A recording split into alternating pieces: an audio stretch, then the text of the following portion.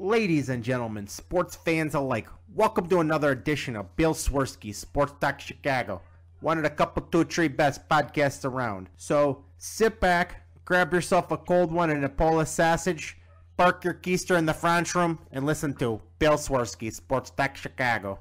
In Chicago, you know that all sports rock. The Bears, Hawks, Bulls, Cubs, and Sox. Pick your favorite, you can choose, as long as the Packers lose. For everything you need to know, it's Bill Swirsky, Sports Talk Chicago.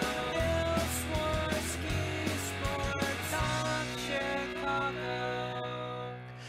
Hey everybody! Welcome to another edition of Bill Swirsky Sports Talk Chicago. This is your hosts Alex and Sean. On this episode, we are going to try to beat the Arctic cold temperatures with some fire that we're going to drop. We are going to talk some Sox Fest, some Cubs news, a little bit of Bears, and but first, I'd like to thank our sponsor, the Rockford Ice Hogs. If you're not familiar with the Rockford Ice Hogs, they're the AHL minor league affiliate of the Chicago Blackhawks. What does that mean for you? You get to see the stars of tomorrow today at family-friendly, affordable prices. I know it is going to be Arctic outside and nobody is wanting to leave the house this week. But if you do, make sure you go and check out icehogs.com. Get yourself a hat, shirt, jersey, tickets, and more. Tell them Swirsky Sports sent you. Alex, are you ready for the Arctic cold we are getting this week? No, not particularly. I mean, I'm mentally preparing it, but I'm not exactly looking forward to it. I mean, I'm just looking at the latest radar now, and they're talking nearly -60 wind chills. Yeah, so I know we have several Bears fans that do not live in the Chicagoland area that listen to this show. We have some that are in Northern California and some in Florida. I forget where else, but those of you that listen to the show that are not here in the Chicagoland area, we are bracing for Tuesday night, Wednesday, and Thursday with nearly 60 degrees below zero with the wind chill. That's cold. I can't even comprehend what that's going to be like. And I keep my car outside, so I'm a little worried about that. Yeah. So one time I was in San Diego and I was talking to a guy who was born and raised in San Diego, only ever lived in San Diego. And I was like, I would love to live in San Diego, but it would just be weird to not have a winter. And he goes, well, we get winter. I was like, well, yeah, how cold does it get? He goes, oh, it'll get into the 50s. Oh, for crying out loud. And I went, well, Chicago will get 50 below. And he goes, below what? And I went, below zero. He goes, do cars work? I was like, if you're lucky. My dad is actually going to San Diego on business this week. And my brother and his wife and my sister-in-law's family are in Florida right now in Disney. So they're in Disney. My dad's going to be in San Diego. Meanwhile, my mom and I are going to be braving the cold. Yeah, I am mentally going to be in San Diego or Florida, but I am going to be stuck right here with you in Chicago because I'm going to be stuck. And the awful part is when it's not going to be 50-degree below wind chills, we're going to get a lot of snow tonight into tomorrow. And it's not going to be cold. I mean, it's going to be cold technically, but it's going to be in the 30s compared to what we've had. It's going to feel like summer, but we're going to get that temperature with a ton of snow. So we can't win. We can't win. The crazy part is that Saturday and Sunday, it's supposed to be in the 40s and raining. What? Really? Yeah, I'm looking at the Weather Channel right now. So it's the high temperature on Wednesday is going to be 14 below zero. That's going to be the warmest it will be Wednesday. The high on Thursday, the warmest it will be on Thursday is 0. And then it's going to be 40 on Saturday and rainy, and Sunday is going to be 41 and raining. And Monday will be 35 and raining. What the hell, man? So, yeah, all you people that like, oh, I love snow in the winter. Well, yeah, this is what you get. Yeah. Did you see my tweet that kind of blew up the other day? Which one? How the hell people could like winter over summer? And that has almost 2,000 likes and like hundreds of retweets. Listen, I don't like summer. I'm not a summer guy, but I am not a winter guy either. I don't like winter. I perpetually want fall. Fall is good. Yeah. So like, I like it where, in the daytime, in the sunlight, you could wear, shorts and a t-shirt, maybe jeans and a t-shirt, but then when the sun goes down and it cools down a little bit, then you put on a hooded sweatshirt and, maybe a windbreaker, and like, that's perfect. You can sleep at night because it's nice and cool, but then in the daytime, it's, you're still getting the warmth from the sun. But yeah, winter, no bueno. Summer is just too hot for me. I sweat as soon as it gets over 75 degrees, and then I'm uncomfortable. I like temperatures between 40 and 75. 75 to 80, I think, is just pure heaven. And I like the heat. I genuinely enjoy it unless it's super humid. But, last year when I did an internship, last summer, I should say, I had 10 to 12 hour full days at the hottest time of the year. But I'll still take that over this any day, every day. And a lot of people will say, well, you can only take off so many things before you're being put into the back of a cop car, but you could put on as many layers as you want. Okay, but at least in the heat, you're not driving on black ice or having low visibility and increasing your chances of crashing. Is that really worth it? Here's the thing is there's winter and then there's ridiculousness. Like, when it was I don't know, what was it, like 10 degrees the other night? My wife and I, it was Saturday night. It was like, I don't know, 10, 12 degrees. So it was cold, but we had to run to Target real quick, and there was an older guy who had a flat tire and he was struggling trying to figure out how to change it. So I went out and changed the tire for him, and like my wife's like, "Aren't you freezing?" I was like, No, I'm okay, and because I was moving around and whatnot. But I was like, I can handle that. It was like 12 degrees. That's cold, it's below freezing. But when you're like, 50 below zero, that's just ridiculousness. And human beings are not meant to live in that temperature. No, I mean, imagine being like the pioneers or the Eskimos or something. Ugh. I was talking to this old guy on Saturday, and he was like, yeah, I want to trace my heritage back to find out which one of my ancestors decided to settle here, and I'm going to punch him in the throat. Harsh. It was funny because I was like, all right, where's he going with this? Where is he going with it? And I'm like, there's the payoff. Old man wants to punch somebody in the throat. Yeah, hey, it's funny because I read somewhere that it was the other night, it was a lot colder in Chicago than it was in like Alaska. I don't know if you saw that. Yeah, Antarctica. Yeah, and that too. I think Santa just needed a break from the cold, so he was pushing it down a little bit. He's like, all right, I gave you your gifts. I worked my ass off all year. Here, why don't you suffer for a little bit? Yeah, I got to send this cold down to the Midwest. Yep. Yeah, I think the most bad boys and girls were in the Midwest this year, so that's him getting a little revenge. All right. Should we jump into a little bit of Bears? Sure.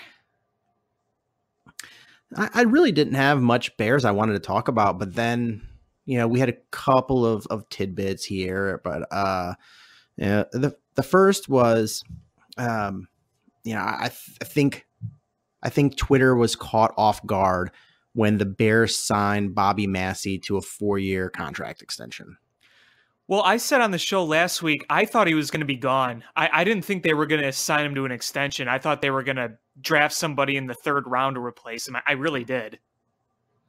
Yeah, here's the thing. I think in a perfect world, I haven't seen the contract numbers. I've heard rumors that it's about $8 million a year, but I don't I haven't seen the actual language with the way it's structured, or what the guaranteed money is, the signing bonus.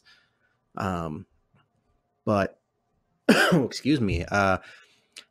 Honestly, the way this was shaping up to be, the way this this upcoming rookie class and the free agent market is really weak on offensive tackle. It's really weak. And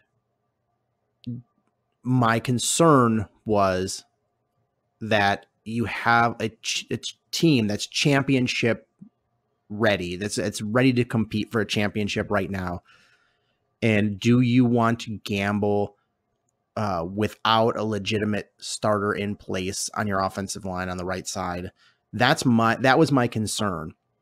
I heard rumblings that they liked Rashawn Coward and that he was going to be a guy that they groomed to move from the defensive line over to the offensive line and to be a starter. But he's a free agent as well, and I haven't seen them re-sign him either. So I don't know how accurate those reports are. And Bobby Massie is the name as far as free agency goes on right tackles. So, if you didn't re-sign him, somebody was going to pay him. And then you're stuck with, oh crap, we're going to have to draft somebody. And when you get stuck in a position of drafting out of need, especially when you don't have a first or second rounder, you could wind up in big trouble if Mitch Trubisky's right side is a turnstile. That could really make this offense sputter. That is my big concern. And if the Bears end up paying this guy a big chunk of money, and that's what you need to do to bolster this line, then that's sort of what you need to do. And hopefully the way it's structured is that it's a low guaranteed money or it's front loaded. So when you are able to either upgrade or find a cheaper option, that you can move on from Bobby Massie and not be saddled for 4 years. Yeah, because I know when they said 4 years, nobody really gave any numbers itself. I do kind of hope it's front loaded as well. And I'm not opposed to Bobby Massie coming back. I thought they were going to move on because he is 29. And he did get better as a Bear. When he first started, it didn't look all that great. But, last year he was pretty solid. And I guess it's, good to keep the same guys around that are working. But yeah, I would really hope it's kind of front loaded because he's not young. He's not old, but he's not young. So if Ryan Pace thinks it's necessary, then, fine. I just thought they were going to go another direction, but I was flat wrong on that. So. Yeah, before I looked into it, I thought that was an option as well, is to move on from him because you're not in a bad cap situation, but you're certainly not anywhere near as good as you have been the last several years, and that's what happens when you start winning. But when I started really looking at what the other options, the realistic options are, that's when I was like, you know what? I'm imagining we're probably going to see Bobby Massie back. A lot of times you'll see fans saying, oh, they should just do this, but they don't give a how they should do it, or, the who should be the replacement. Just get rid of this guy. Well, you need somebody to play right tackle. And if you don't give a viable option, your words sound hollow. So I started, digging up what the realistic possibilities are. And, if they would have let him go all the way into free agency, there would have been a lot of suitors throwing money at the problem because, Bobby Massie was arguably the best option available in free agency. And, the draft is not that deep. It hasn't been that deep as far as offensive tackles the last several years. You either draft somebody early or you roll the dice with somebody later. And I would not be shocked to see them draft an offensive lineman, but they're not gonna gamble that offensive production and the health of their quarterback on an unknown commodity. Yeah, I mean, that's all fair justification, and, fine. I don't really have any other opinion on that. It's when you think about things like right tackle or something on the offensive line, you don't always go into depth like you do right away and think, oh, there's this, and this scenario, because, it's not like you're looking at cornerbacks or running backs or anything like that. It's a position that's incredibly important, but, you don't, me personally, I'm not the one, constantly going through the right tackle market or the left tackle market. So, that's probably why I initially thought that they weren't going to bring him back. But again, for all those reasons, it seems like an easy justification. And yeah, that's all I really have on that. And on the same sort of track is looking at the Bears this offseason. It's kind of a cool feeling. Is they were a very good team, 12-win team, won the division, went to the playoffs, and had the best defense in football. And you start looking, and you have almost every starter coming back. The only ones that you didn't have returning at the time were Bobby Massie, right tackle, and Adrian Amos. And I guess if you consider Bryce Callahan a starting nickel, Bryce Callahan. So it was, 3 guys that you were looking to replace or re-sign, and you got one of them already. So you're down to Bryce Callahan and Adrian Amos. And I wonder if just the way, you don't have a ton of cap room, and you have all your starters on lockdown at this point now. But you've got a lot of roster spots that you're going to need to fill. So it's a lot of bodies that you're going to need to, throw small contracts at. But signing Bobby Massie takes up a big chunk of that salary. You're kind of getting to the point where, does that mean you don't bring back Adrian Amos and or Bryce Callahan? And it got me thinking, if you can only sign one, who do you sign of those two? And I don't know. I'm sort of torn. Is Adrian Amos did not do anything spectacular with this Bears team. He was just very steady. I know Pro Football Focus fell in love with him and talked about how good he was and in their ranking system. But I don't think anybody ever was overjoyed with what you got from Adrian Amos, and being the starting safety on the number 1 defense in football. He's going to argue, very easily and understandably want a big contract. Same thing with Bryce Callahan. Bryce Callahan, when he's healthy, plays absolutely fantastic. And you would love to have a healthy Bryce Callahan on your team. But the issue is, we have never seen a 16-game Bryce Callahan. Bryce Callahan is a guy that's just always injured.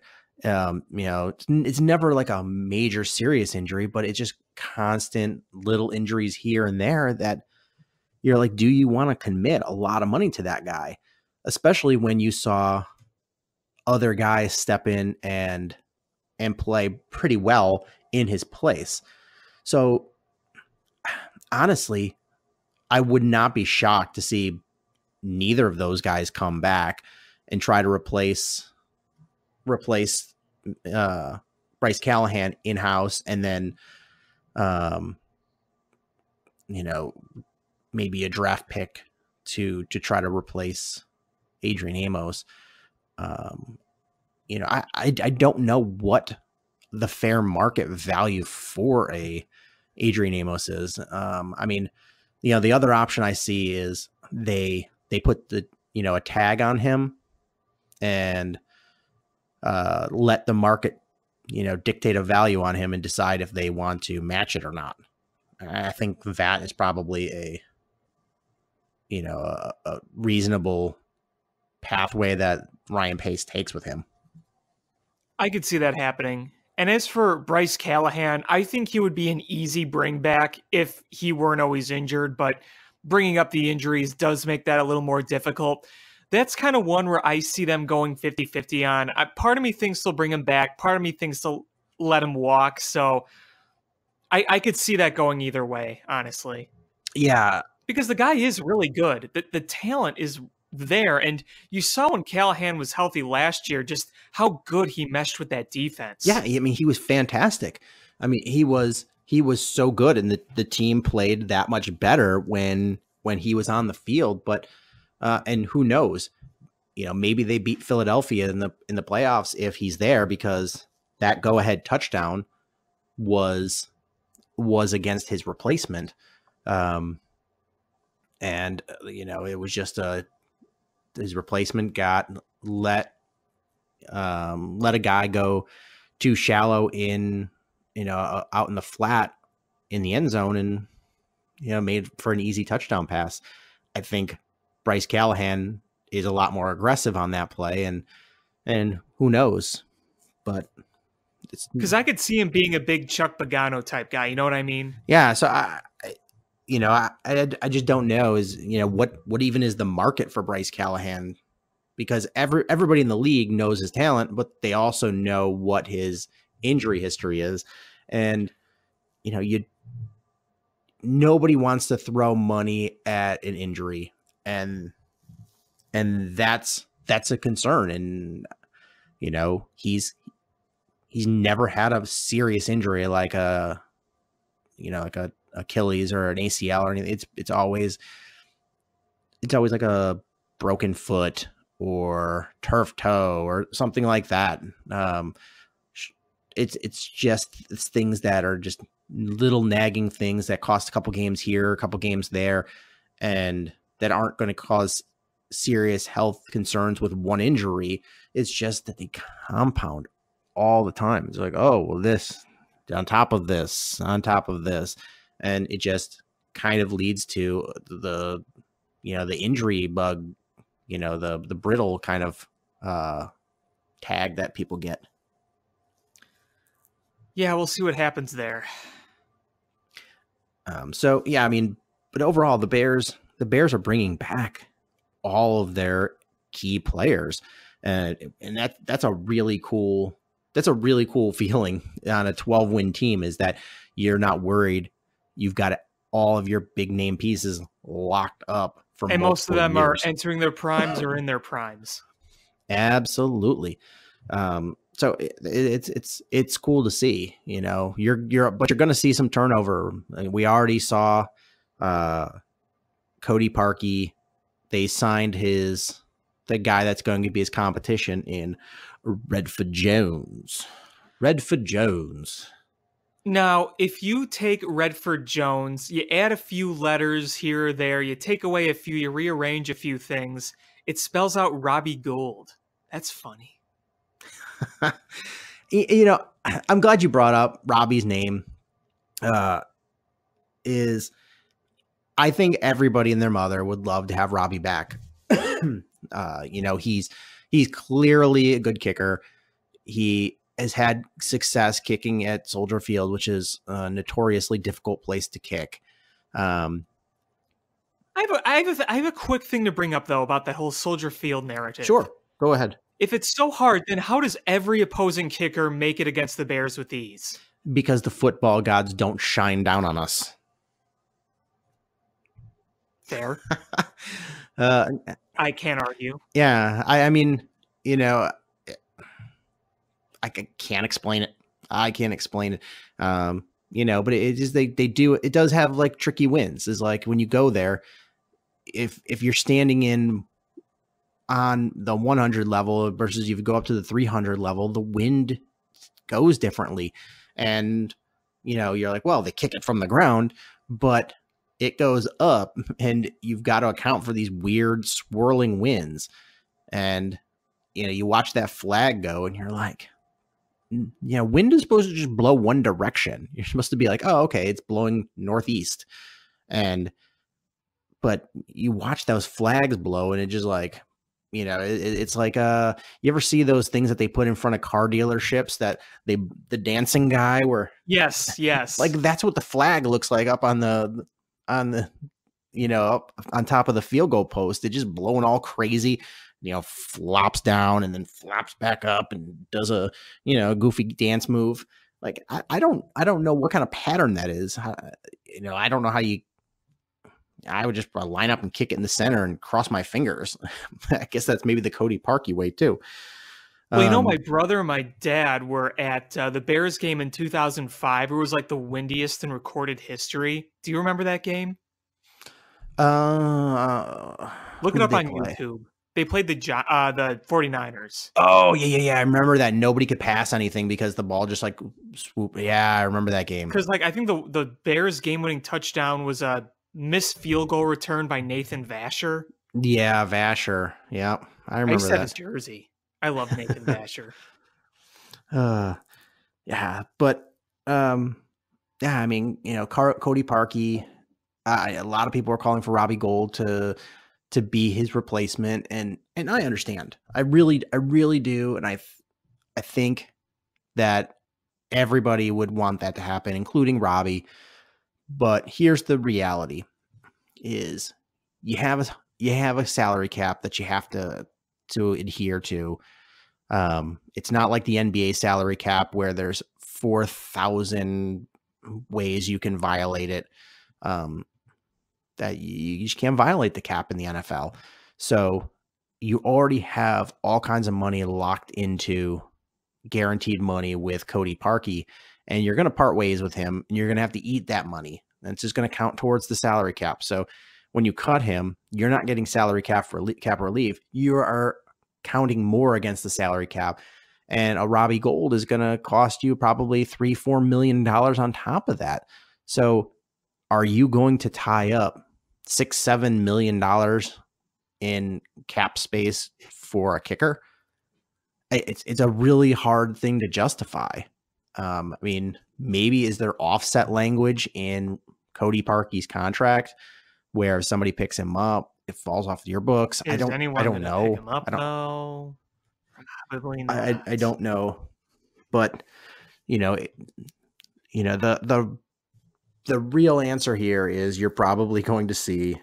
I mean, I guess you're seeing it, but I could have told you that what was going to happen is they were going to sign somebody that was either a draft pick. They were going to either draft somebody, sign an undrafted rookie, sign somebody off the street, or I guess those are the options. They were going to bring in one of those options where they were going to accept the minimum and to minimize the cap damage of cutting Cody Parkey. Yeah, I mean, you're kind of in a tough situation with the contract. I mean, if he was just like on a 2-year deal and it wasn't guaranteed money, then it's probably easy peasy, you cut him. I would love Robbie Gould back, but I'm not getting my hopes up for it. So we're just going to have to see who wins the kicker competition. I mean, I don't know what else they do unless they said, screw it, let's just give Robbie what he wants. But like you said, I'm not so sure that's going to happen. If they were in the cap situation they were in last year, then yeah, they'd probably do it, but they're not. And there's a reason they're not. And it's pretty much a good reason because they're paying a lot of good players now. But unfortunately, the Cody Parkey contract does not look good. The only way I see him stick around is if he has a good camp and he completely redeems himself. But no, I think me personally, it's pretty obvious that Gould's more like Parkey is more likely gone. It's hard to imagine him back. It really is. I mean, especially what they said in that presser. They didn't seem too happy about the whole thing. Excuse me. But I mean, you know, looking at Redford Jones' stats, I don't have high expectations for him. But I mean, the reality is that he double doinked, but he made his double doink. It's true, but it'd be an improvement, right? The double doink, it's all for naught if you know, like, you don't care about a double doink if you make it, because it makes it. But when you miss it, that's a brutal one. But yeah, Redford Jones, I mean, here's the thing: is most kickers. I mean, when you go to the upper echelon of kickers, there's probably 40, 50 guys in the world that can physically just make these kicks. I mean, with it 50, 55, 60 yard range. Yeah, there's that many guys in the world. And it's at that point, it's consistency and the mental aspect. And that's what separates these guys.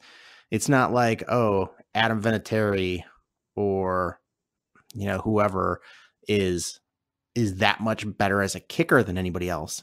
It's they're more consistent. And that comes down to just the practices and the mental aspect of it. Are you planting in the same spot? Are you hitting the ball at the same exact spot? Are you driving it the same way? It's when, you look at a golf swing and, you hit it a little bit wrong this way or a little bit wrong that way. And the tiniest bit of being off makes the shot light years off. You watch a guy like Tiger Woods, he tweaks his back a little bit and suddenly his drive is just night and days difference than it was 2 days before. And that's kind of what you get with kickers that's usually more mental than physical. So yeah, hopefully Redford Jones is the real deal and beats out Cody Parkey, because I don't know how many other more options we have other than, bringing in somebody else that didn't get drafted or spending a draft capital to bring in somebody. I'm still really upset about that game. I still think about it and I still just cringe. That's how these things go. Yep. So hockey's on hiatus, and did the Bulls beat the Cavaliers today? I didn't even see. No, they lost. They Holy lost. Cow. That's good. That's a I good know. thing. Huge tank win. But before we move on, there was one last Bears thing that I talked about last week, but I wanted to talk to you about really quickly. That's all right. Let me guess. It rhymes with Kareem Hunt. Yes. I was so just annoyed with the way that writers and Twitter accounts twisted their words. Here's the reality. It drove me crazy. Here is the absolute reality. And, writers twisted things but the reality is that Matt Nagy would love to have Kareem Hunt. Would absolutely love to. He would love to have the football player Kareem Hunt, not the problems that go along with it or, the character issues, but he wants the football player. He wants that kind of guy on this team to complement Tariq Cohen. That's exactly what he wants. And Ryan Pace would love to accommodate and give him a guy like that. And especially when he's on the street and you don't have to trade for him, you don't have to spend draft capital on him, and financially, you're not going to have to pay him an astronomical lot of money. But also part of the reality is, in that press conference, he was brought up in that light because they were floating that idea over there. They were like, we know we will get a lot of hate for this, but let's fly this over, see what the opinions are. Then we'll fly it over a little bit later and see how the temperature has shifted. And then we'll see how the investigation is looking at that point. They wanted to test the temperature of the waters to see if this was a viable option without getting skewered. I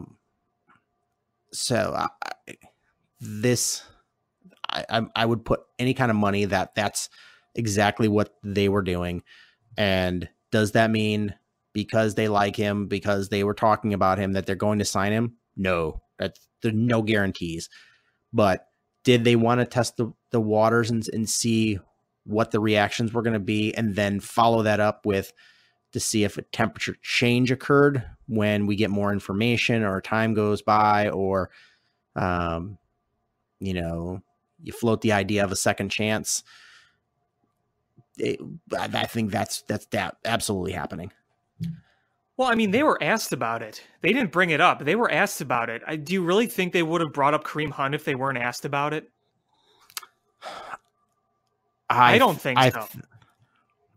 Would they have brought him up as heavy? No, but would they have brought him up? I think so. I really think that they want to see what the temperature is on this situation, and because if this kind of blows over and Kareem Hunt does a complete 180 and goes through whatever anger management and he says all the right things, and they would love to have this guy. I just don't know. He's had a lot of off the field issues. I just think that's who he is. Right. I mean, what I'm trying to say is the way they answered the question initially was, look, we haven't thought ahead. What drove me up a wall was seeing people go, oh, they didn't say no on Kareem Hunt. They didn't say no. That means they're highly considering him. That's not what they said. And then outlets would say they were in discussions with Kareem Hunt. Sources, they're in discussions with Kareem Hunt. No, Nagy talked to him on a personal level, nothing football related. Everything was just blown way out of proportion, and that annoyed me a little bit. I'm sorry. Yeah, I fully believe Matt Nagy only spoke to him about non-football related things. I fully, absolutely believe that. I also fully believe that Ryan Pace has not, there's been no talks with Kareem Hunt or his agent about any sort of contract. For as much as the McCaskies say that all football decisions are Ryan Pace's, this is one where I think he would have to get sign off on. Yes, that's what I was going to bring up. Yeah. And I think this is one where, I mean, maybe he doesn't have to per se get permission, but he's going to float this by to make sure that they're comfortable with it. But I have a feeling that, Ryan Pace has definitely thought about this. I just think at this point it's a planning stage rather than a like a what if stage in-house rather. But I don't think they've done anything beyond Helfrich, Nagy, and Pace talking about this internally. I think that's as far as it's gone. But I fully believe them when they say that that's, there's been no conversations about contracts, and they only discussed things personal level with Kareem Hunt. I really do believe them, but I also know that this is a guy that they would love to have on the team from a capability standpoint. Yeah, I just, it's a really touchy subject, and look, you've seen how bad the Cubs have gotten scared for the Addison Russell stuff. So I just think that, this is a decision that they're obviously not going to make like right away or right off the bat, or even strongly consider him right away, as some people have suggested. What they basically said was, look, we haven't gotten that far yet. You can speculate all you want, but them saying we haven't really looked ahead yet doesn't necessarily mean they're strongly considering him. Like you said, they're probably going to do, step by step, evaluate this, evaluate that, but that doesn't mean it's going to be a strong consideration. And, George McCaskey, he talked about it. I can't remember which radio station it was. It was on, was it 670? It was on Bernstein and McKnight. It was Bernstein and McKnight. Okay. Because he said on that whole thing, he said, we're not there yet. Ryan Pace hasn't said anything to me about Kareem Hunt, and Coach Nagy hasn't said anything to me about Kareem Hunt. look, I know the McCaskies are letting Ryan Pace do this, but I'm going to guarantee you this is something that is going to have to go by ownership. And say what you will about Virginia McCaskey, but she is still sharp as a toothpick. And part of me thinks that she would not approve of this kind of thing. That's just my opinion. I'm not trying to say what will or will not happen. That's just my opinion. Honestly, here's the thing. It's NFL, and if your general manager is not looking under every single stone to make your football team better, is he doing his job? So if Ryan Pace is not even considering and hasn't even thought about Kareem Hunt, then he's not doing his job fully. And you know, he could look into it and do all of the legwork and be like, you know what, we're not gonna move forward with it, because there's going to be a lot of teams that do that. Oh, of course. And I'm not saying one's the right answer and one's not. I'm just saying is if he's not at least exploring that possibility, then he is not fully doing the job that he's supposed to be doing as general manager of the Bears. Well, yeah, I mean, obviously, they're not going to just ignore anything or throw anything away. But I think that this kind of issue, especially with what happened and what we've seen, it's a lot more complicated than we think. And, you know, my whole point here is just don't assume anything yet. I mean, I know I'm assuming what McCaskey's going to say, but when you hear all the Bears are strongly considering Kareem Hunt headlines, just that's completely false. That doesn't mean, that's not what they said. They're twisting their words. If we have learned anything, it's that Ryan Pace holds his cards close to his chest. And, you know, none of us saw the Khalil Mack thing coming. None of us saw the trade for the draft pick to get Mitch Trubisky. And when we did see that they made the trade to move up, nobody saw Mitch Trubisky as the draft pick. So Ryan Pace holds cards close to his vest and his chest. And if he is hot and heavy for Kareem Hunt, if he is, I just don't think that any leak is coming out with that. So you're right. At that point, I don't believe any of the rumors. I think it's just pure, either made up, a bad source, or somebody twisting a lot of it was twisting because all the outlets were saying it right during the press conference. They're basically saying they didn't say no on Kareem Hunt. They said they talked to Kareem Hunt. That they were doing that in the moment. That's twisting words. That's sorry. I feel really strongly on this topic. I mean, yeah, it's I don't know. I just don't know how you say flat out no. You're not going in the press conference. General managers are not going to say flat out no to anybody in a press conference. Yeah, especially when you get put on the spot about it, and you're going to talk about, you know, whatever they talked about, you know, and so they're not going to take any of their cards off the table, even if they don't. There's a tactical advantage to making other people think that you might want him. It just doesn't make any sense to flat out say no. So we're a long way away from anything happening. I think, what was it? We're not supposed to hear anything from the league office regarding the situation until March. So, right, because he might be suspended. And that could also play a role in this. Yeah, I mean, are we going to see a decision from the league office about this before free agency opens up? I don't know. I don't know. So, you know, if you're hot and heavy for this guy, and then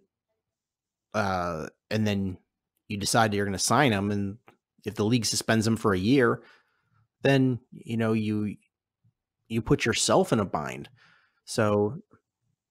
Right, Ryan Pace is too smart. Nobody's going to do anything on this guy until they have word from the league, and it may happen where they're being told things before they're announced. That's always a possibility. That Roger Goodell's like, hey, to the league, you know, to all the GMs, hey, this is what's going to happen with Kareem Hunt. is we're going to give him a 3-game suspension. And we're working on the announcement now with our PR people. Okay, then, but nobody is going to act until they have word from the league office about what's going to happen. It's just not going to happen. Yeah, exactly. So again, my whole point of this rant is don't just buy the twisted words. And I think a lot of people, I think people will just have their personal opinions, whether they think they'll bring in Kareem Hunt or not. That's fine. That's your personal opinion. But I'm just saying, beware of the twisting of words, because it happened way too much that day and it drove me nuts. And one more thing about that situation is, listen, grown-ass man should not be hitting a woman. Kareem Hunt is a pile of shit. But it is a different situation than Addison Russell's situation, because it is a night. I'm not saying one is right and one is wrong. I'm just saying it's a lot different situation of you abusing your spouse, the one that you're supposed to, having to hold and cherish forever, and the mother of your child, and being abusive to her, versus you assaulting a random stranger because of a one-time altercation. Like, they're both piles of shit. You shouldn't be a grown man hitting a woman, but the situations are completely different. And that's all I have to say about that.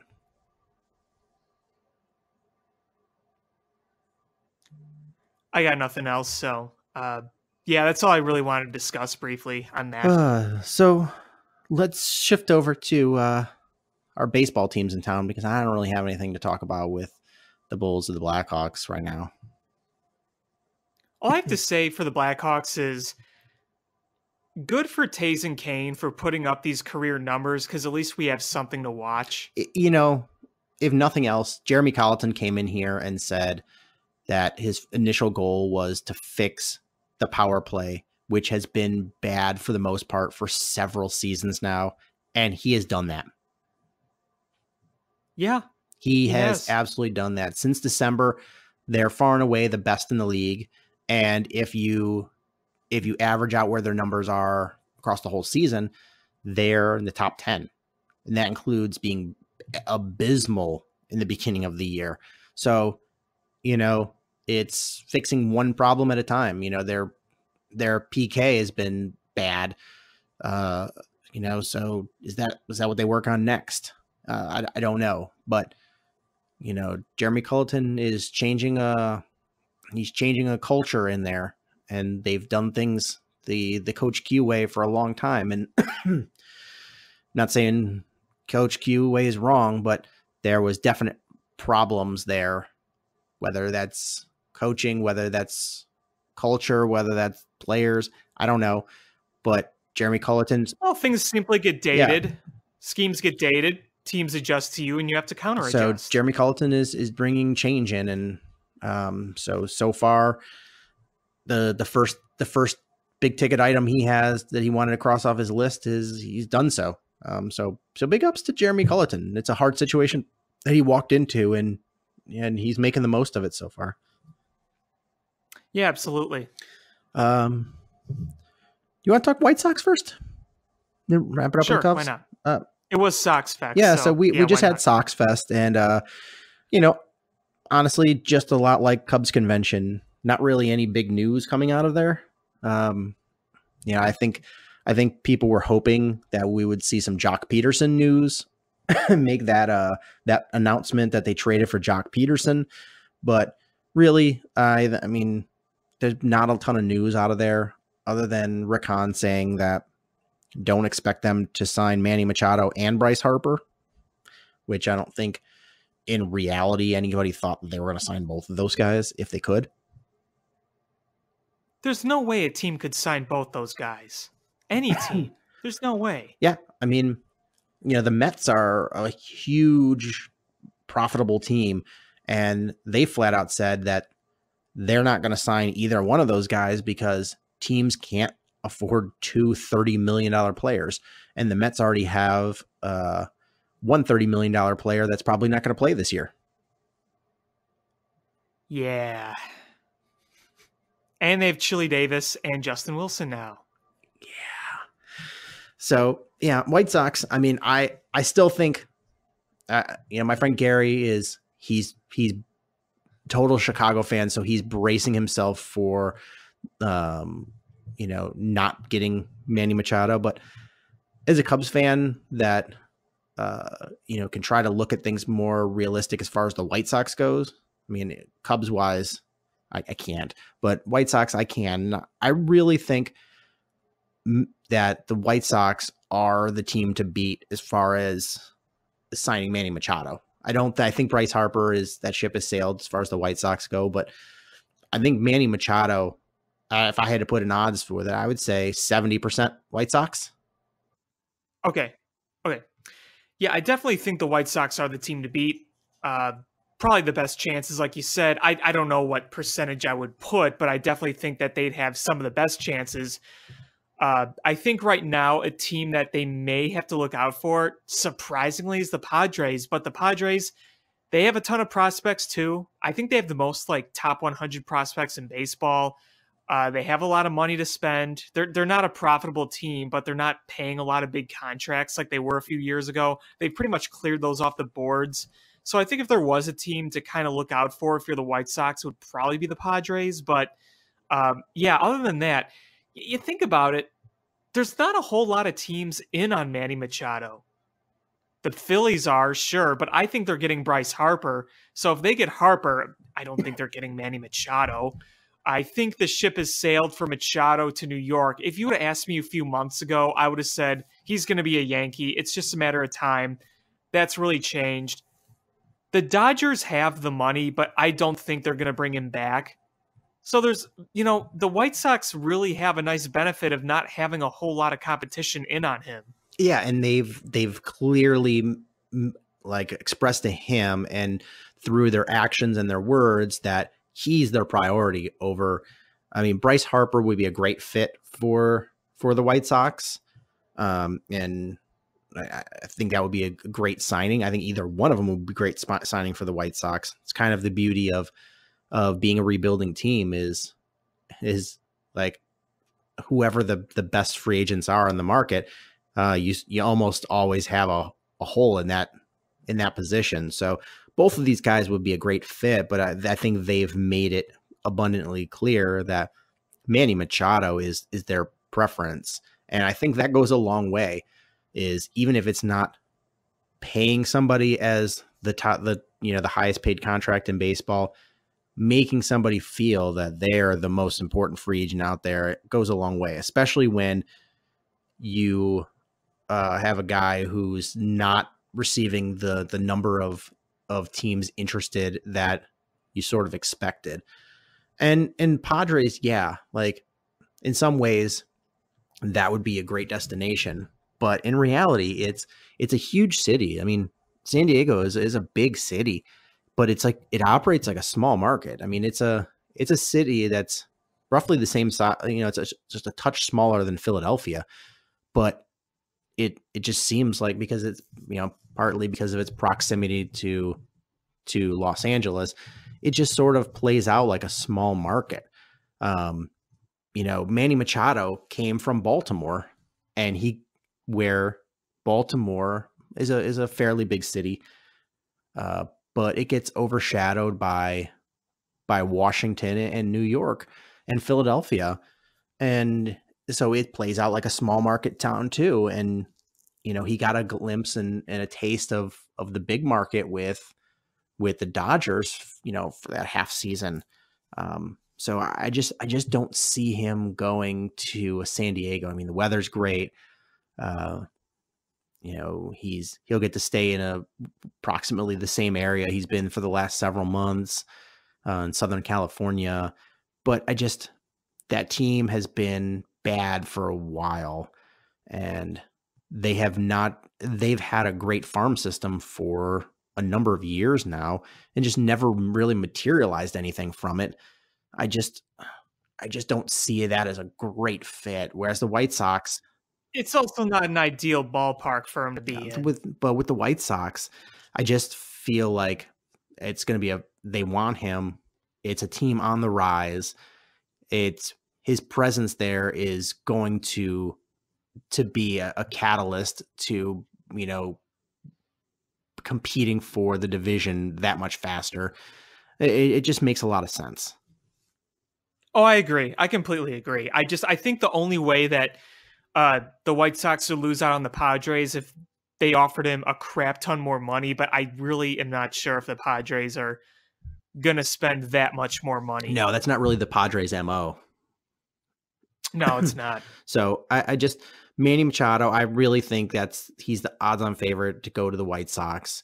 It's just when these, if you look,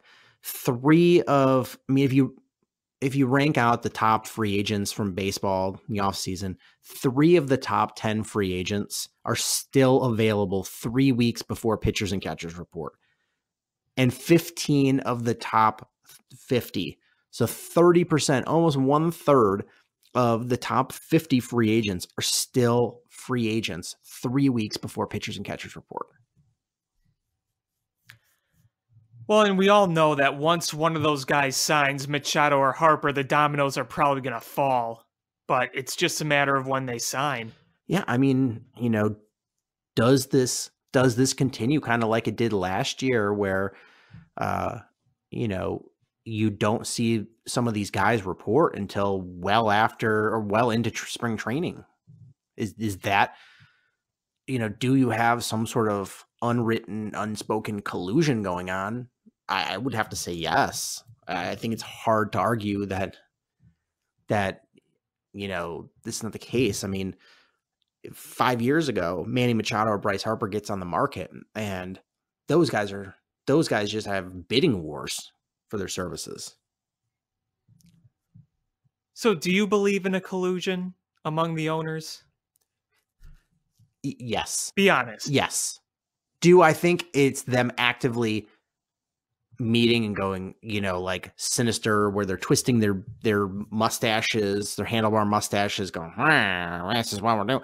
No, but it's exactly what they're doing.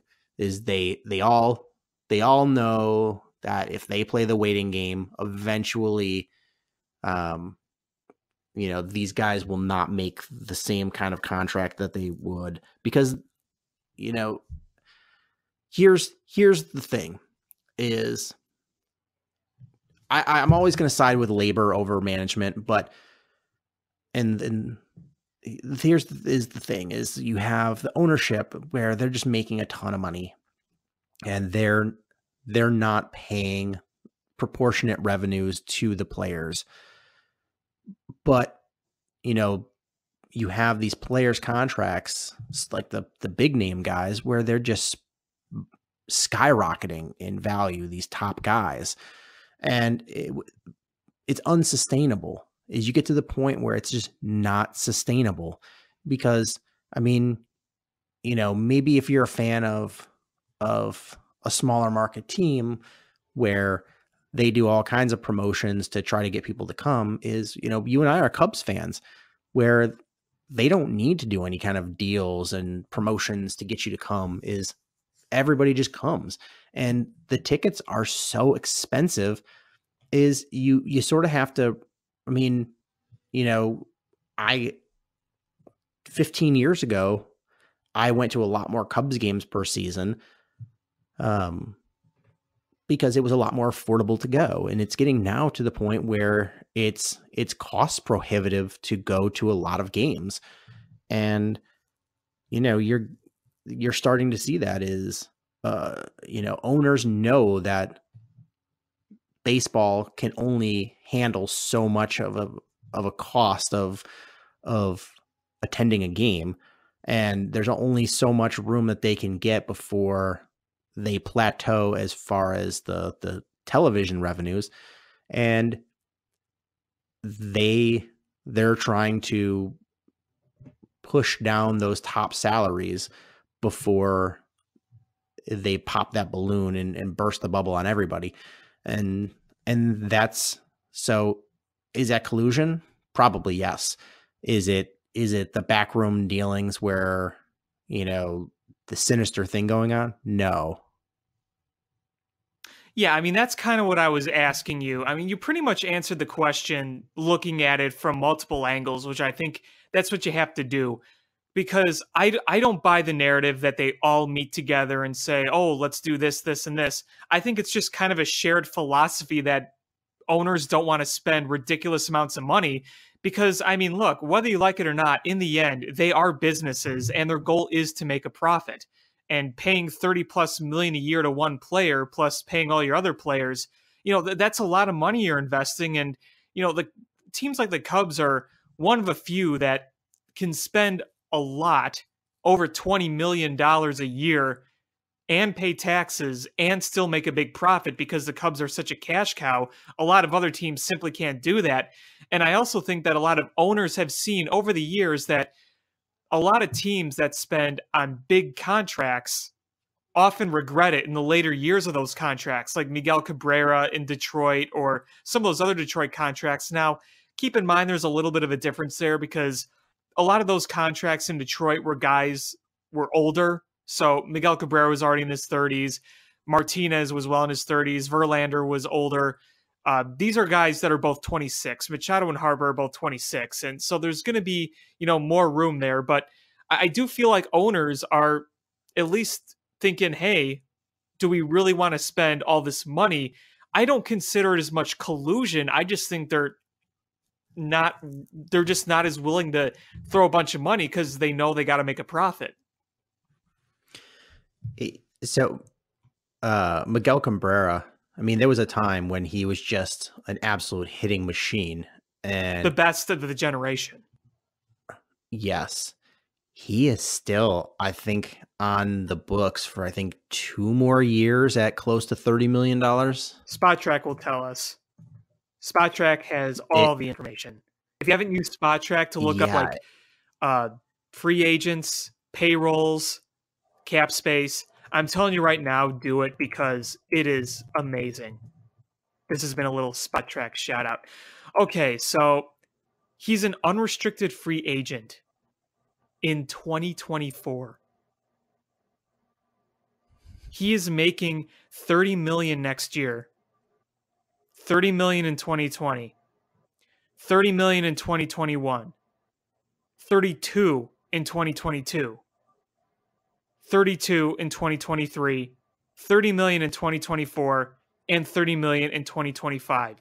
He is not a free agent for another, 1, 2, 3, 4, 5, 6, 7 seasons?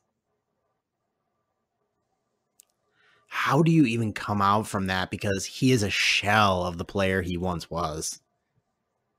And I mean, he's going to be a first ballot Hall of Famer. There's no question about that. But you also got to remember, when he signed, he was older. It was worth giving him a lot of money because he was the best of the best. He's a 2-time MVP, a Triple Crown winner, an 11-time All-Star. But you also have to remember that he has battled injury issues up the wazoo the past few years. That ankle is not good. He's played 150 games or more once since 2014. And look, last year, he played only 38 games. He hit .229, .395 with 3 home runs. So, still putting up good numbers in brief games. The year before that, 130 games, .249, .329, .399, 16 home runs. You're seeing the dip there. He has all the talent in the world. And again, he is going to be a first ballot. He should be unanimous Hall of Famer, but he is a shell of his former self. And you may see another year or two where he bounces back and has a good Miguel Cabrera-like season, but at the age he's at with the health issues, don't count on him being what he is for the most of the remainder of his contract. Yeah. So I think teams are very wary about being in that position of just being married to that contract. And, it's a different animal because when they signed this contract with Miguel Cabrera, he was already in his 30s. So he was, a better part of a decade older than Machado and Bryce Harper are at that point, or at that point now. So different animals, but teams are just looking at it differently, and you're just not going to see them throw that kind of money out willy-nilly anymore. Right. One other thing I want to talk about, I briefly brought it up with the White Sox, is there's a lot of talk about trading for Jock Pederson from the Dodgers. And honestly, I mean, depending on what the compensation they're looking for him is, I think this is a good move for the White Sox, because they're not going to bring in a Bryce Harper as well. I think it's Manny Machado or bust. But Jock Pederson, if he played on the White Sox last year, would have had the lowest K rate of any of the starters. He's far and away the best outfield option that you have amongst your contract guys. Like, he's better than Engel, he's better than Polka, he's better than Delmonico. Hitting wise, far and away. Yeah, I mean, and at this point in his career, he's better than John Jay. My man, and he's shown that John Jay. Yeah, it's not a knock on John Jay. Well, John Jay's a line drive, get on base type guy. Jock Pederson's a power hitter. Jock Pederson, yeah, and there was some concern about his power disappearing, but I think he answered that question, and I think he could put up big power numbers at Absolutely, and or whatever they call that stadium now, guaranteed down arrow stadium. Did you hear about the Brewers are changing I think their name? Yeah, it's not going to be Miller Park anymore after next year. I think who bought it? Anyway, continue your point. I'll look it up. Yeah, so I mean, Jock Pederson, I think, would be a great move for the White Sox, and I don't think it would be. I don't think it would be that it would cost them that much in trade capital, because I think the Dodgers are trying to move on from him because of the payroll that they have, knowing that they're going to have to pay him a lot of money, and they have a lot of outfield options at this point. I mean, he's sort of a utility guy for them. He's a situational guy because he hits one side of the plate better than the other side. I think he's look at his splits again. But I think he was kills right-handers but sucks against left-handers. So I mean, for the Dodgers, they're going to platoon him, but for the White Sox, I think he, for these next couple of years, really fits in well for what you're trying to do. And I think that'd be a cool option for them, because he's a guy that can be a face of the franchise for a little bit until you have other names. He's a young, like, good looking guy. He's home run derby kind of guy. He could hit you 25, 30 a year. Yeah. I think he could go 30 plus in that part. Yeah, so I think it's a good move, and from my perspective, I thought it would have been cool if they were able to close the deal and make the official announcement at Sox Fest, but those things don't always work out that way, and you're not gonna push a deal through just to make the announcement at your festival. No, I mean, I don't know if it's going to happen or not, but I think it would be at least worth the White Sox looking into, which it sounds like they have. Yeah, I mean, I know the Dodgers are actively looking to move some outfielders, and they just got AJ Pollock, so yeah, you're going to have a number of suitors, I think, for a guy like Jock Pederson. Yeah, and I don't know what the market is for him. I just think the White Sox, I've seen multiple reports about their interest, so I think he'd be a good fit. So it'd be exciting. It'd be exciting times if they were able to pull that trade off and bring in Manny Machado. It's suddenly their roster is really starting to change. I think that's a division-winning roster in that division, especially considering Eloy is there by May, right? Oh yeah, he has to be. So Eloy with Manny Machado and, some of those other guys getting, another year under their belt. I really think that in that division is definitely a contender. Yeah, for sure. Absolutely. I mean, I think the Indians are going to take a step back. They've lost some guys. The Twins are good one year, bad the other, so who the heck knows? I think the Twins can at least be competitive, but I don't think they're going to be as good as the Sox. And then the Tigers and the Royals will just be way down there. Way, way, way down there. Yeah, you're going to see them the Tigers be down there for a long time. For sure. That's a bad team there. But yeah, I mean, Moncada, I think having Eloy, Jock Pederson, and Manny Machado, I think that's really going to help him.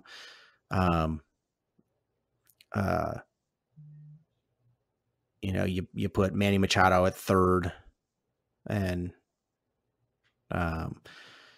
that's that really solidifies a need there. Tim Anderson, leave him at short. Machado at second, Abreu at first. You have probably Engel, Eloy, and Pederson in your outfield. I don't think that's a bad roster right there. No, it's not. Not in the slightest. Yeah, a lot of room to grow there. So Cubs. We were very concerned. I think we all wanted Bryce Harper. I don't think that's a secret. On. Yeah, we know it's not going to happen. But I think the realistic concern was we all saw what the bullpen was looking like, and we all went, that bullpen is a disaster. Where is Bryce Harper? Yeah, I think that's collective Cubs Twitter. It's that bullpen's going to suck. Where is Bryce Harper? And finally we're starting to see some moves, and I don't know how many of them are home run moves, but we're seeing some moves, and it's at least trying to take some sort of shape where there's a lot of arms, and seeing who is going to be the ones that make it. They brought in Brad Brach, George Contos, Colin Rea, Rob Scahill, Ian Clark. I don't know how many of these guys are going to stick on the roster other than Brach, but these are all guys that have had major league experience. Yeah. Well, Brad Brach is actually a pretty good signing, in my opinion. The guy's he's pretty good. He was pretty good last year with the Braves when he went over from Baltimore. He's got a pretty nice career. He's had experience in, I don't know if he was ever really the closer after, what's his face? Well, he's got 30 saves over the past 2 years. Right. So he has experience as doing it. Yeah, he's a guy, whether you put him in the closer or not, he's got experience in the high leverage situation. So he's a high leverage, got arm in your bullpen, which is nice to have, figuring that, who knows when Morrow is back. Well, that's the thing. I mean, you needed somebody, I think, with some closer experience, and Brad Brach at least gives you that. So I mean, if nothing else, that's what you have. I mean, he's great versus right-handers. And his numbers against lefties leave something to be desired. And overall, he had the WHIP and the ERA weren't so great in 2018, but he is a guy that's got good stuff, and I think it was a good signing. He signed for a lot less than I think most of the experts were expecting him to get. Yeah, for so, sure. I mean, they got him for, almost half of what the expectation was. And for a team that's sort of trying to mend a damaged bullpen with bargain basement guys, I think it was kind of a steal. Yeah, I mean, it was a signing that honestly a lot of people were excited about just because it was a move. Yeah. But I mean, realistically, it was a solid move. It really was. Yeah, I mean, so I mean, that of those moves, that was obviously the home run of the names I listed. Cantos is an interesting one. It was a minor league signing with an invitation, a guaranteed invitation to the major league camp.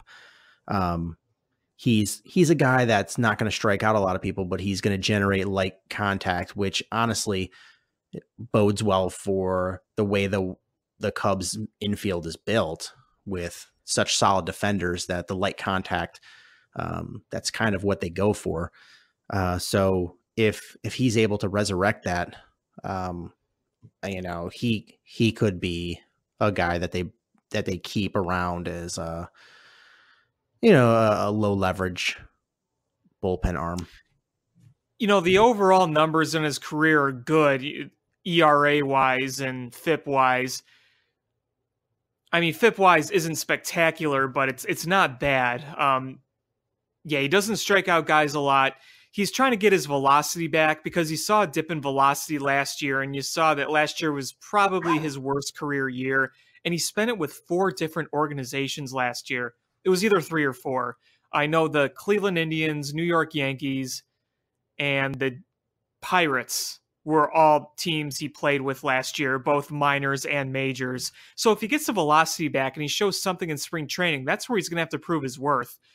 He might do it, I don't know. But if he doesn't, you don't lose anything. It was a minor league deal. But I really kind of hope he works out just to have some more depth in there. Yeah, I mean, it was a low risk move. I mean, it's nothing guaranteed. So Colin Ria is a guy that's coming, they hope is coming back from an injury. I just don't know what your expectations are on some of these guys.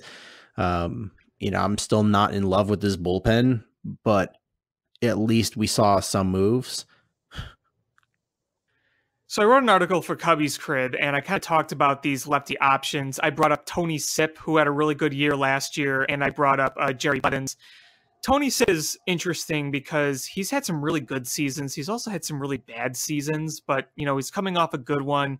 There'll probably be a little bit of regression naturally. That's what happens with relievers oftentimes. But, he may be worth bringing in. There's also Derry Blevins, who was really good with the Mets for a number of years. He had an off year last year, but his overall career numbers are 3.52 ERA, 3.66 FIP, 1.2 WHIP, K per 9 of 9.3, so nearly 10. I think you got to look at another lefty. Your lefty guy to strike out guys, Justin Wilson, is gone, and he had some troubles in his time as a Cub. What you're left with now is Mike Montgomery, who's going to be a swingman. Randy Rosario, who is a surprise from AAA, but, I really wouldn't bank too much on him. He kind of faded towards the end, but hey, you never know.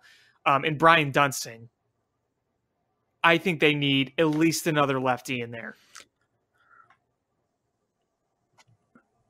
I mean, would it be fair to say that they absolutely need Carl Edwards to be the guy that they've hoped he would be? Without a question. I honestly think Edwards is going to be the linchpin of the capabilities of this bullpen. If he comes out and is the guy that we've seen him be able to be, but consistently, then we're going to look at this bullpen in a way different light than if we get the Carl Edwards that we got last year.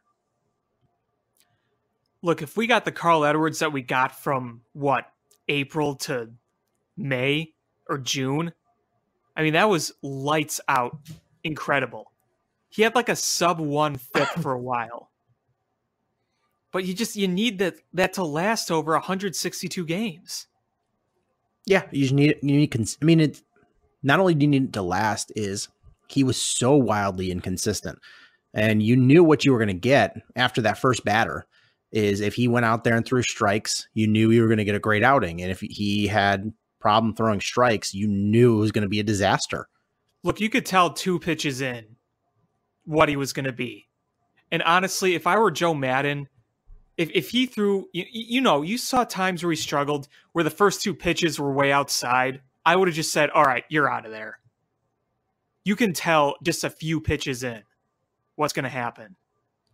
And the thing is like, you can do that. Is I don't know Edwards personally but if he's not a strong, like, there's guys that mentally are strong enough to just be like, all right, I got pulled out, I'm fine, go back in there next time and get them. There's guys that just would crumble at that, and they need that opportunity to they think they can still salvage that, and they need that opportunity. And I don't know what kind of guy he is in that regard. So it's a tough one. It's a tough one to do. And, that's kind of why Joe gets paid the big bucks, is because he's the one that has to make that decision. And, if these were robots out there, you'd be like, oh yeah, definitely just yank him out. He clearly doesn't have it.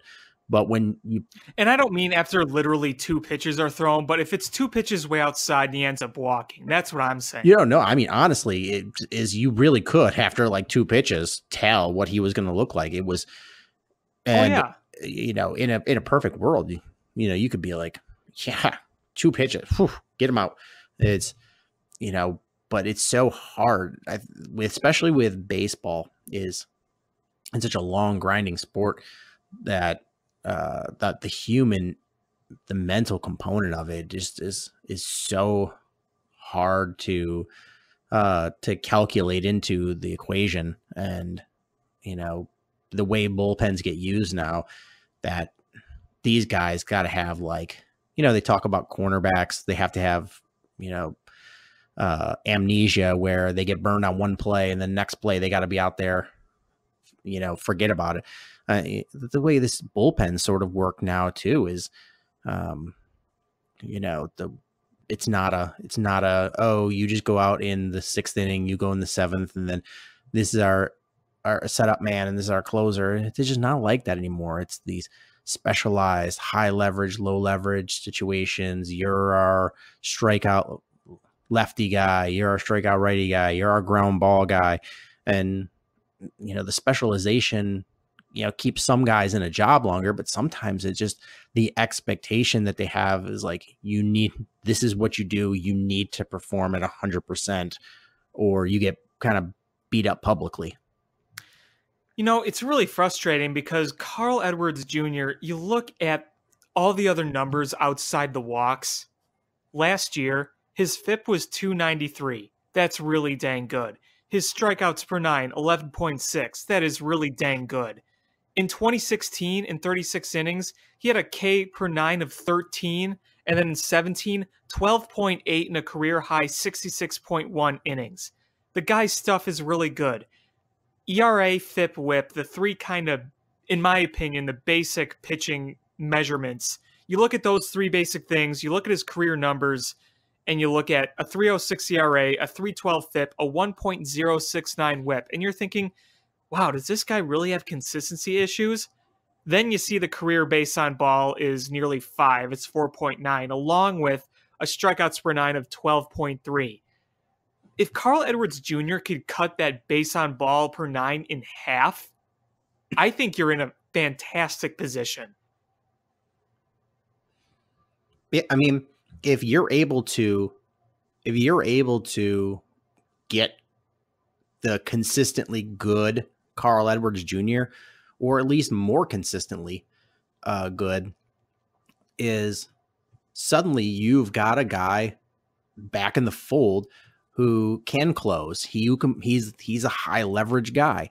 And then so you have potentially Brad Brach, Morrow when he's healthy, and you've got Carl Edwards that are all your like high leverage guys that, you know, that's nice to have.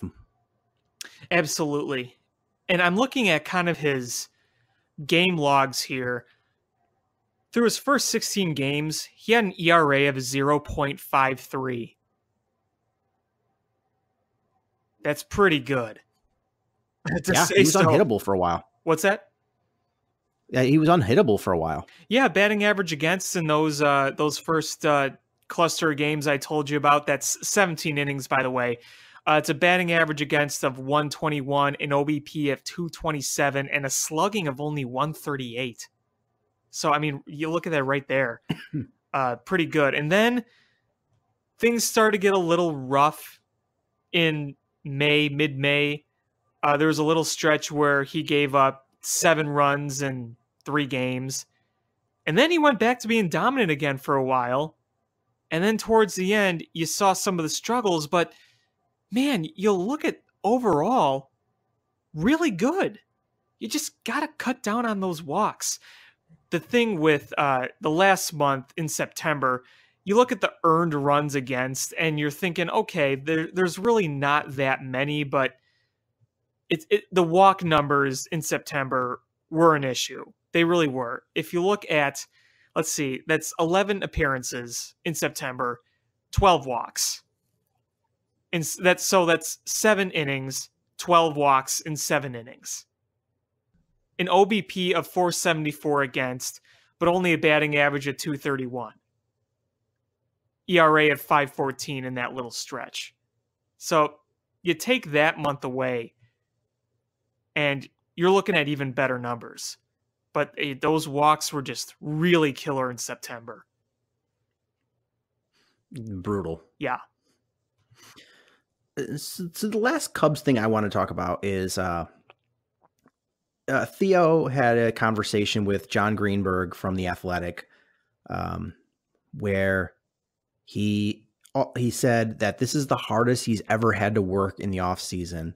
And he also said that this offense will be dominant next year. Do you think that this offense will be dominant? Do you think that the issues, the brokenness of the offense last year will be fixed just by coaching staff changes? And what moves do you think Theo still has left in him before? So to answer your first question, I do think it'll be one of the better ones, and I do think it'll be better last year.